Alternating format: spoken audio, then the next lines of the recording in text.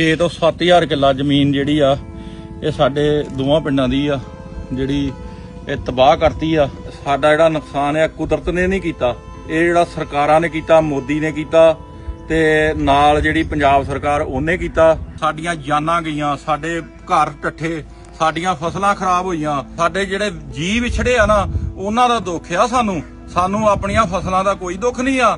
ਫਸਲ ਦੇ ਸਾਲ ਬਾਅਦ ਫੇਰ ਬੀਜਾਂਗੇ ਤੇ ਫੇਰ ਹੋ ਜਾਣੀ ਆ, ਪਰ ਜਿਹੜੇ ਜੀਅ ਚਲ ਗਏ ਆ ਉਹ ਜਿਹੜਾ ਸਰਕਾਰ ਨੇ ਪਾਪ ਕਮਾਇਆ ਤੇ ਪਾਪ ਦਾ ਜਿਹੜਾ ਹਿਸਾਬ ਆ ਕੁਦਰਤ ਜਿਹੜੀ ਆ ਇਨਸਾਫ ਲਊਗੀ ਉਹਨਾਂ ਕੋਲੋਂ। ਇਹ ਜਿਹੜਾ ਉਹਨਾਂ ਨੇ ਕਤਾਈ ਕੀਤੀ ਆ ਉਹਨਾਂ ਨੂੰ ਕਦੀ ਜਿਹੜੀ ਆ ਕੁਦਰਤ ਬਖਸ਼ੂਗੀ ਨਹੀਂ।